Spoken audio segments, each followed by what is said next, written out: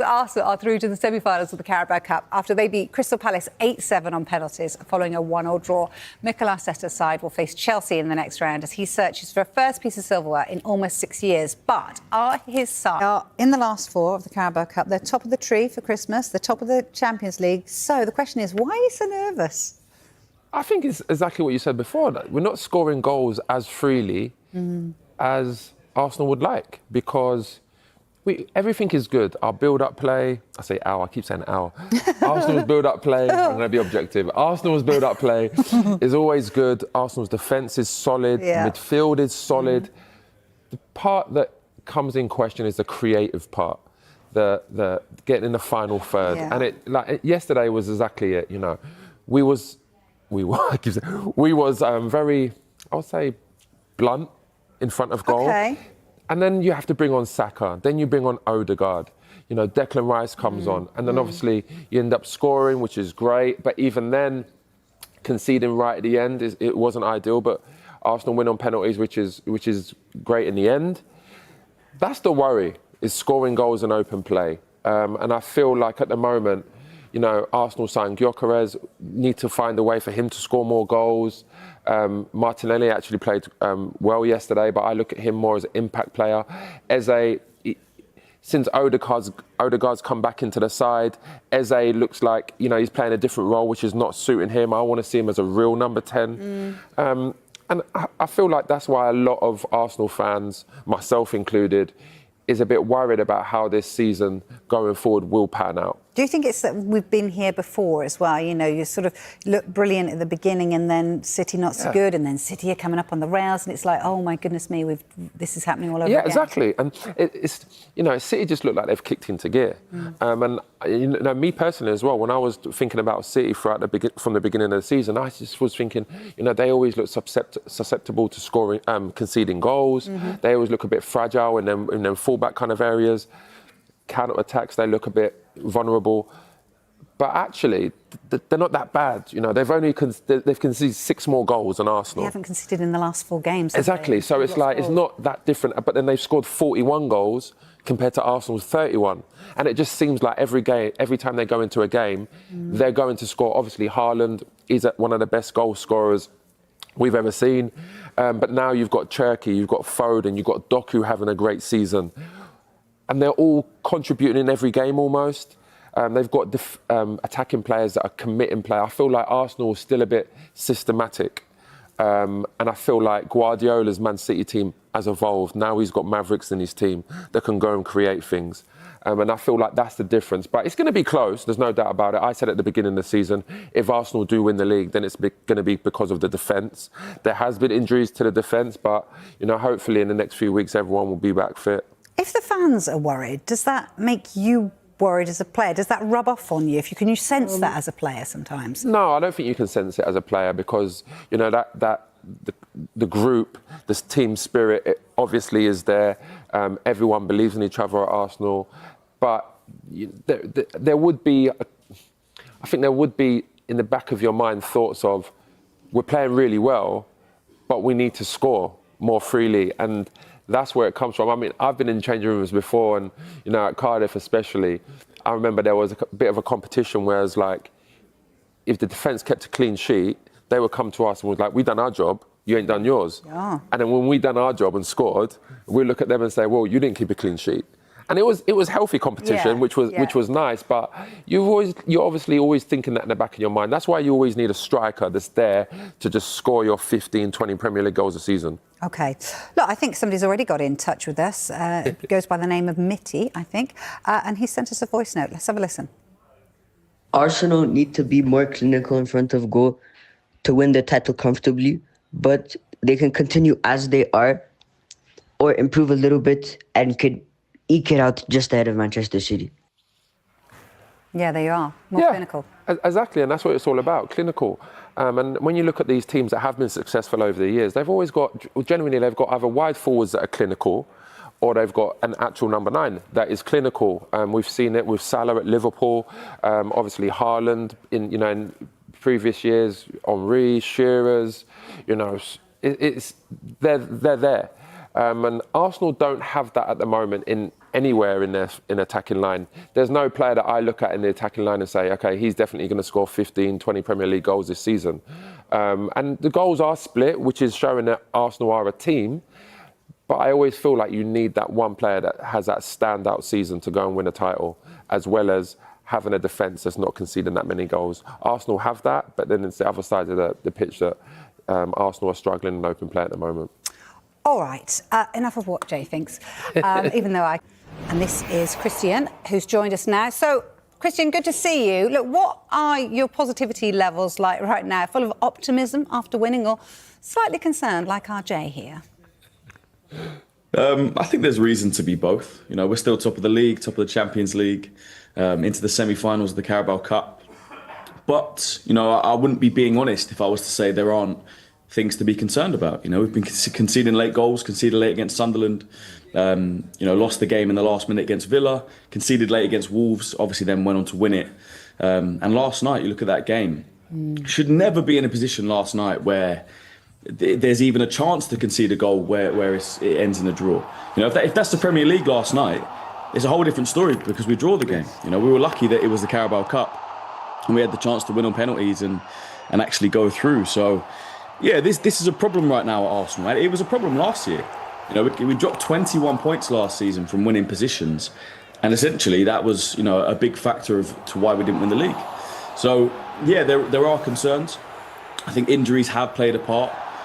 Gabriel being out has been huge. You know, there was a run of games at the start of the season where we weren't even, not that we weren't conceding goals, we weren't conceding shots on target or shots at all. So, yeah, something's changed. Like I said, injuries, whether it's mentality, City kind of putting the pressure on, something has changed. There are concerns, but it's not going to be all smooth sailing for the entire season. You know, this is the Premier League. You're never just going to win it at a canter and win every single game. There's going to be a blip. There's going to be tough times, and it takes champions to get through that. So, yeah, like I said, there are concerns, but I still have faith in this team to go on and win this league. Christian, obviously Arsenal signed Gyökeres, and I think everyone was hoping that this would be the final part of the jigsaw. And I think maybe Arteta even kind of said it or alluded to it in that kind of way. But I feel like when you look at Arsenal, Moreno, when he goes up top, he scores goals. He looks dangerous. Jesus actually comes in and he looks dangerous. He looks like he could score. He gets on the end of things, you know, even though he didn't score last night. When I watch Gyökeres play, it's almost like he doesn't look dangerous at all. And then obviously Saka gave him the penalty the other day. Hopefully it will be the same as Havertz when he first came, where that gives him that little bit of confidence to kick on. But how do you think Arsenal can help Gyökeres out going forward? I kind of think it works both ways. I think he has to adapt to our system. You know, if we're not going to change it too much to play to him and you know, play him behind, because he likes to play on the shoulder a lot and kind of running behind and have those kind of chances, then maybe he's going to have to adapt to what Arteta wants and drop deep a bit more. Because like you say, when Moreno plays and he is dropping deep a bit more, he still manages to get chances, right place at the right time. When Jesus comes on, he came on against Club Brugge in the Champions League, had 2 or 3 big chances, you know, in 15 minutes. And Gyökeres, you know, in the same game didn't really have many chances. So, yeah, I think it's about us adapting to him and him adapting to us, you know. I saw Thierry Henry did an interview a couple of weeks ago, and he spoke about when he was in the kind of the Invincibles team. When Freddie Ljungberg had the ball, he had to adapt his game to know, because Freddie was a different player to Robert Pires on the left wing. He wasn't creative. Pires is going to put it in behind. Ljungberg might, you know, go on a run. How can I adapt my game to the players behind me? When Odegaard's got the ball, Gyökeres, maybe that's when you make the runs in behind. But when Saka's got it, you know, maybe you get across the front post because you know he's going to cut it across. Christian, it's those kind of movements. Sorry, Christian, even there with, you know, Odegaard, I feel like since Odegaard's come back, Eze's performances has dropped off. And I like Eze playing as a real number 10 in there, because when he's around the box, he can shoot with both feet. I feel like there could be a goal here. Whereas even though Odegaard looks great, he keeps possession of the ball, he barely loses it, I feel like those passes that you expect him to do, he hasn't actually been doing. And there's been times this season when Gyökeres has made some good runs. And Odegaard's held onto the ball and not passed it and got it into them wide areas. I feel like Odegaard maybe needs to change his game to help him, or play Eze, because when it was Eze and Zubimendi and Rice in there, it seemed to be better. There seemed more like cutting edge almost, more creativity there. What do you think? Yeah, well, I think that's for Mikel on the training ground. You know, that's for whether it is Odegaard or Eze saying, look, you've got a striker that loves to run in behind, in front of you. It's not a Mourinho that's going to drop deep and, you know, play 1-2s with you and then get out to the wing to get it in the box. You know, try and find those balls in behind. There's been, you know, many times where Odegaard has the ball in that kind of 8-10 position and Gyökeres is making that run. But it's about taking a risk. And I think Arteta in his way of coaching, he likes the percentages. Systematic. You know, rather than, yeah. It is systematic, 100%. But, you know, rather than playing that risky ball that might get cut out, you know, play the safe ball out to the wing and then we're trying to get it in the box. Maybe we've got to take a risk. Maybe it is, you know, play to his strengths, try and get him in behind a bit more, get him on the end of things, because I think he's a very good finisher. You know, you say about the penalty that we gave him on the weekend, I don't think it was a pity confidence penalty. You know, he has scored, I think, 5 in 15. You know, the Havertz one a couple of years ago was different. He hadn't scored a goal yet. I think Gyökeres is a confident player. I just think it's about getting him in those positions, him adapting to the team a little bit. But all of that said, it's not doom and gloom. You know, the vibes are a little bit down. I know we've, you know, conceded some late goals. But like I said, still top of the league, still top of the Champions League, semi-finals of the Carabao Cup. But that wasn't to you, that was just to Jay. I didn't tell him off. I can't tell you that, Christian. Exactly. But I get it. I've got a voice note from Joe. I want to get that in because it's relative. Okay, relevant. When Jesus is playing, you give Jesus the ball. But when it's Gyökeres, you guys don't give him the ball. There you are. Okay, then, so if that's the case, which I don't think it is, then he's basically saying there, the rest of the team don't trust Gyökeres with the ball. Otherwise, why wouldn't you give it to him? When you see these big players, like, for example, Ekitike, he goes to Liverpool. Everyone's given him the ball. But then again, I look at Ekitike and I say, he's evolved his game. He's coming into wide areas. He's dropping deep. His link-up play is very good. When he gets into them positions, he's clinical. I don't see that with Gyökeres. Okay. That's my problem. OK, can I just interject as well? I want to show you both the stats, OK? Arsenal's conversion rate is currently 15.47. Now, since 2011, the only team to have won the league with a lower chance conversion rate, guess who? Leicester. So, Christian, are you worried? Look at that, Manchester City, their conversion rate at the moment, 22.87, not slash. That's a Christmas error. Okay, that's what I'm saying. 22.87. Yeah. Yeah, I mean, when you've got the best striker, arguably, or the best goal scorer, shall I say, in Premier League history up front, it's, you know, Christian knows his football. Like that. Christian knows his football. But yeah, it is concerning. And like I said, it's been a problem at Arsenal for a couple of years. You know, this isn't just something that's happening now. I remember in the 22-23 season, although we scored a lot of goals, I remember playing against West Ham at home and having, I think, 25 or 30 shots and losing 2-0, you know? Like I said, 21 points from winning positions last season. A lot of those games, 1-0 up, have the chance to score the second, you don't, and you get punished in the Premier League. So it's definitely a concern, definitely something to work on, and we've got to start taking our chances. But that said, you are still winning games. You know, I'm hearing a lot, it's a defence, dare I say, Vicky. It is whinging Arsenal Arsenal fans at times. One sitting to my left. But, you know, and you've only lost 2 games this season, and you're still winning. Even against Wolves, it was a terrible performance. You still got the win with courtesy of 2 own goals. But that's where it's frustrating, because I know how good this team is. You know, I look at that Sunderland game. You're 2-1 up. That second half playing so well, have chances to, you know, kill the game 3-4. You can see that's 2 points dropped. But Aston Villa, there was chances. There were other games where there were chances to kill games and have even more points, be even more clear as City. But we don't, and it's only 2 points. I'm cutting in. Dean says here, look, he's backing me up. Dean, from home, he's sent this message in. Thank you, Dean. Thank you. You're talking like Arsenal have a problem. Top of the league, top of the Champions League, and still in both cups. We're on a course to scoring over 100 goals this season. Stop complaining, says Dean. Listen, I don't care about being on course. That don't matter. On course means absolutely nothing until the end of the season. If you're on course and we do it, then great. The problem for me is it's not all doom and gloom. Let me just say that. I'm not being negative. My fear is, when I look at Man City, they're scoring goals freely. They've only conceded, 6 more goals than Arsenal, right? And we're talking about Arsenal's defence being one of the best. But then they've scored 10 more goals. Now, one thing I would say there, Christian, and you're absolutely right, Gabriel, as much as I feel like Saliba is probably an all-round better player. I think Gabriel is more important to Arsenal's backline. He organises, he's very vocal, he gets tight. He must be, awful to play against because he's got all the attributes. When you look at Man City have evolved their game. Guardiola has evolved their team. As in, he is allowing Mavericks to get on the ball now in them areas and say, just go and create. He's not having Doku in that wide area where he's playing one-on-one v a defender no more, where the ball's going around and around and around. Now he's got Cherky, now he's got Foden saying, go and create. I feel like Arteta has to let the players off the leash and say, go and play, go and create. I think that is now the way Arsenal can be successful, but I still feel like he's a bit more systematic.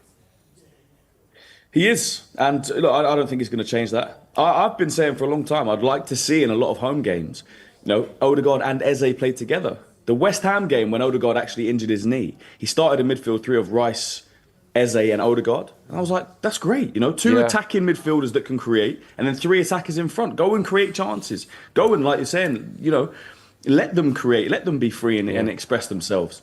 Even yesterday, I don't think you needed to start Marino necessarily in that midfield. You could have started Odegaard and Eze. You could have started Ranieri, create more chances. But that wasn't our problem last night. We created chances.